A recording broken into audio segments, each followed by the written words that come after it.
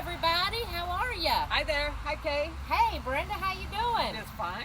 Good. Enjoying some of this rain, although not so much the big heavy storms we've been having. A little microburst came Yeah, through. I know. But all right. So, hey, you guys, we've got our sale of the week. We've got a sunshade perennial for you. Brenda, what's it going to be this week? all right, the first up is native mountain mint. And we Woohoo! have 3 varieties of that. And the first one is, and it's blooming right now.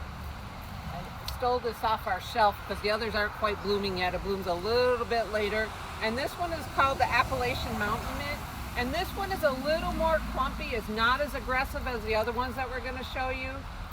But I tell you what, if you want pollinators in your garden, any type of this mint that we're going to put on sale this week is amazing for them.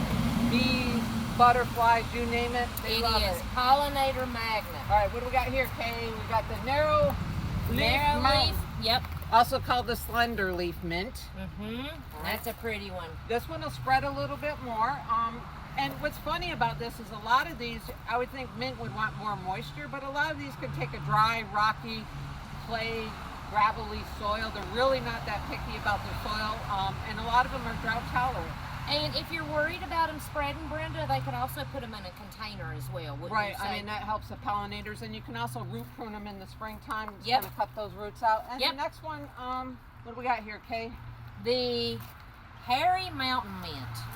Oh my goodness, I think you dated that guy. Or I'm kin to him. Yes. Well, that wouldn't surprise me. All right, so this one right here has a little bit wider foliage on this one, and it is also a native one, and it will spread aggressively by the rhizomes, but another one that's a huge pollinator magnet. Smells so good.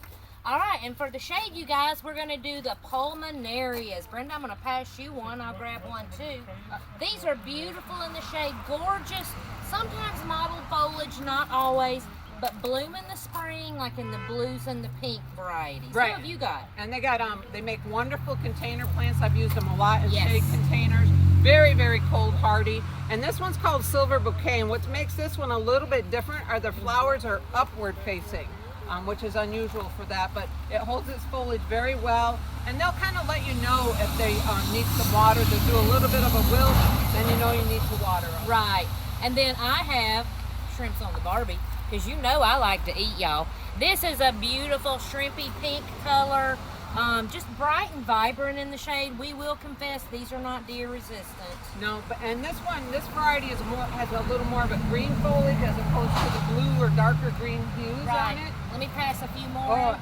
Here's a brand new one. We haven't seen it bloom yet. This one's from Terra Nova. It's called Nova Cobalt. Dark green foliage, and look at that flower color.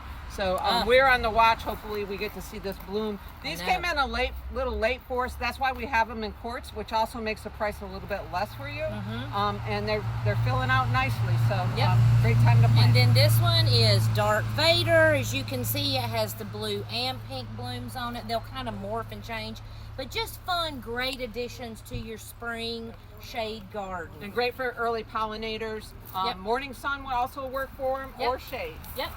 All right, and then you guys, we're going to run a little special. You know we love our Jack's Classic fertilizer. This is a water-soluble fertilizer that's great for annuals, and your annuals probably need a little fertilizer by now if you haven't been doing that.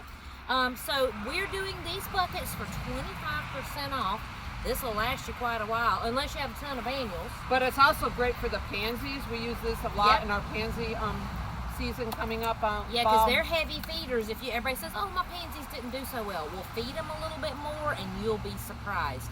So these will be available 25% off. Right. What is that? 4 pounds? It feels like it. Hold on, Brenda. And also, just remember when you are doing that fertilizing, do it early in the morning or a little bit in the evening. Do not do it in the heat of the day with the sun shining. And don't fertilize the leaves, you guys. They don't like that too much. All right, that's it, right? All right, that's it, Brenda. All right, back at it. You guys have a great weekend. Come see us. Bye. Bye.